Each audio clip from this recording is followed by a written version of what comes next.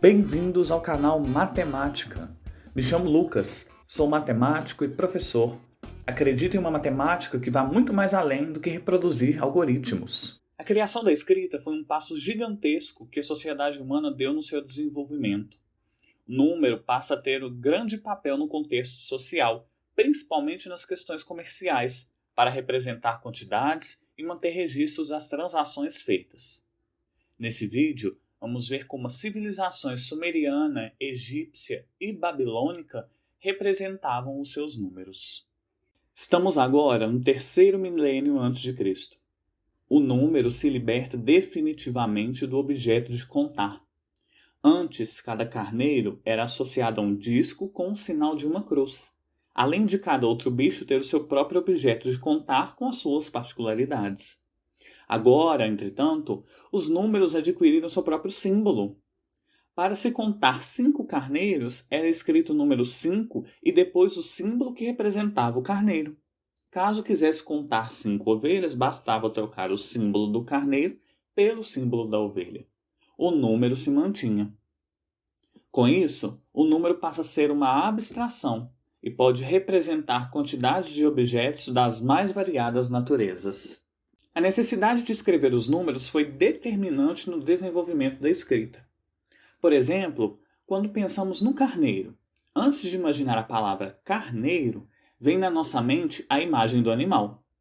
Já quando pensamos no número 239, nós instantaneamente o ligamos à sua forma escrita.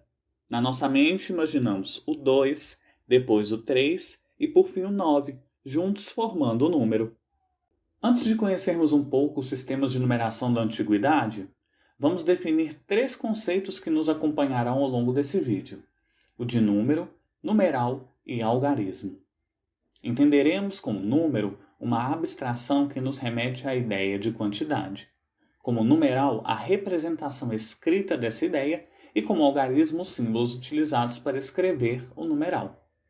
Por exemplo, quando olhamos para o número 15, ele está ligado à ideia de uma quantidade de 15 objetos, cujo numeral é representado por 15, escrito com os algarismos 1 e 5. Assim, entendemos um sistema numérico como um conjunto de algarismos e uma maneira de agrupá-los formando numerais que representam noções de quantidades. Em outras palavras, números. Outro conceito importante para nós é o de base. Vejamos a seguinte situação. Imagine que nos foi dado a tarefa de distribuir bolinhas azuis de um baú cheio delas e de vários saquinhos contendo 7 bolinhas, nem menos, nem mais, sob uma regra. Devemos primeiro distribuir os saquinhos e completar, caso necessário, com bolinhas avulsas. Um amigo chega precisando de 30 bolinhas e nos pede emprestado. A gente prontamente dá a ele 4 saquinhos e 2 bolinhas. Outro amigo vem e nos pede 40 bolinhas e damos a ele 5 saquinhos e 5 bolinhas. O que nós estamos fazendo no fim das contas? Estamos representando uma quantidade através de bolinhas e de saquinhos. Assim, nós podemos dizer que o nosso sistema ele é de base 7. Pois cada quantidade é representada por um número de saquinhos, contendo 7 bolinhas, e bolinhas avulsas. Observe que o número de bolinhas avulsas não passa de 6. Ao longo da história, surgiram muitas maneiras de se escrever os números.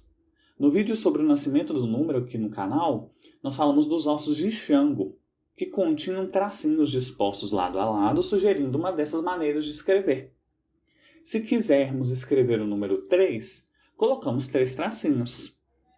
Mas, e se quiséssemos escrever o número 1250? Nesse sistema de tracinhos, teríamos grande dificuldade. Os sumérios já eram capazes de representar números bem maiores. Haviam algarismos para representar lotes de 10, de 60, de 600, de 3.600 e de 36.000. Observe que há certa lógica no desenho dos símbolos. O que representa 60 e o que representa 3.600 são multiplicados por 10 ao se colocar um círculo em seu interior. Com a escrita cuneiforme, Nome atribuído ao fato da escrita ser produzida com objetos em formato de cunha, como por exemplo estiletes de bambu, esses símbolos se transformaram. No sistema sumério, um número é representado pela soma de seus algarismos, escritos da esquerda para a direita, do maior para o menor. Logo, trata-se de um sistema aditivo. Por exemplo, se quiséssemos escrever o número 8.472, seria da seguinte forma: 2 algarismos de 3.600, 2 algarismos de 600, um algarismo para o 60, um algarismo para o 10 e um algarismo para o 2. Como podemos observar, é um sistema de base 60 ou sexagesimal, com subbase 10.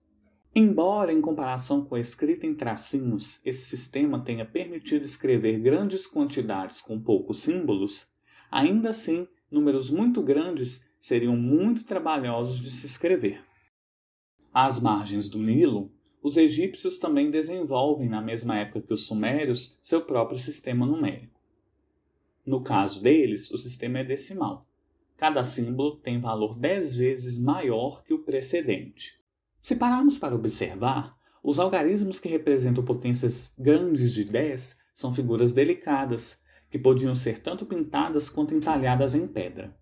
Outro ponto legal de observar é que os algarismos de 1 a 100 eram representados por traços e cordas, materiais utilizados pelos escravos, enquanto que números maiores recebiam figuras mais elaboradas, que estavam ligadas às classes mais elevadas da hierarquia social egípcia, culminando na imagem do servo adorando o faraó, a figura mais importante da sociedade.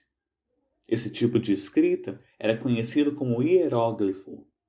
Trata-se de um sistema numérico também aditivo, escrito da esquerda para a direita, do maior para o menor. Por exemplo, o número 8.472 seria escrito da seguinte maneira: 8 algarismos de 1000, 4 algarismos de 100, 7 algarismos de 10 e um algarismo para o 2. Da mesma forma que o sistema sumério, o sistema egípcio era muito trabalhoso para escrever quantias muito grandes, além de terem símbolos nada práticos de serem reproduzidos. As pessoas que eram responsáveis pelos registros abandonaram esse tipo de escrita e desenvolveram outra mais simples e prática com o passar dos anos, conhecida como escrita hierática. Essa escrita era amplamente utilizada nos papiros, um papel primitivo que era produto de tiras finas prensadas em camadas originadas da planta chamada papiro, que era comum nos pântanos da região do Nilo. O sistema numérico egípcio ainda continua sendo aditivo e de base 10, porém foi introduzido outros algarismos para representar múltiplos de 10, de 100 e de 1000. Nesse sistema, o número 8.472 é representado com poucos algarismos. A região da Mesopotâmia foi foco de muitas guerras territoriais, e à medida que uma cultura era tomada por outra, os costumes da cultura dominante acabavam incorporando elementos da cultura dominada, a fim de que a transição de domínio se desse de maneira menos atribulada. Os babilônicos surgem no contexto por volta de 1700 a.C., com o declínio da Suméria. Os registros arqueológicos encontrados acerca desse povo mostram um sistema numérico que herdou a escrita cuneiforme dos sumérios, porém foi adaptado.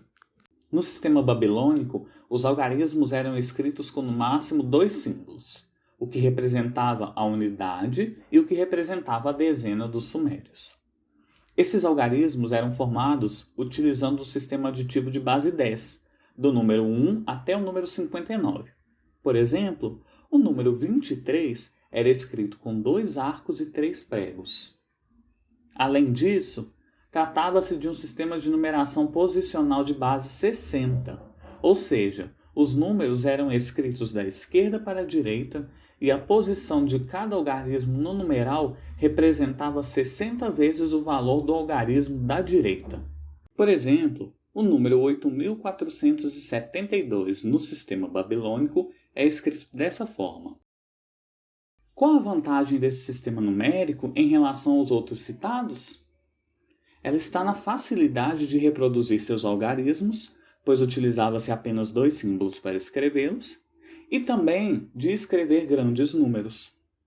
Por outro lado, cruzamos com alguns inconvenientes. Se topássemos com o símbolo 1 babilônico, Como dizer se ele representa 1, 60 ou 3.600?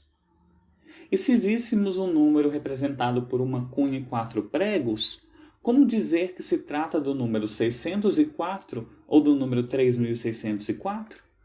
Quando não havia um contexto que deixasse claro quais quantidades estavam sendo representadas, eles apelavam para alguns artifícios, tais como escrever um símbolo maior que o outro, indicando serem de ordens diferentes, utilizar traços ou espaços para indicar que havia uma casa vazia, porém isso só ocorria no meio do numeral. Embora num sistema aditivo não tenhamos a necessidade de um número que represente a quantidade nula, percebemos aqui o quão importante isso se faz em um sistema posicional.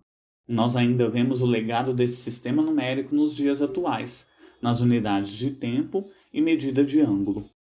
Vamos parar por aqui. Não esqueçam de curtir o vídeo, deixar o seu like e se inscrever no canal. Grande abraço e até a próxima!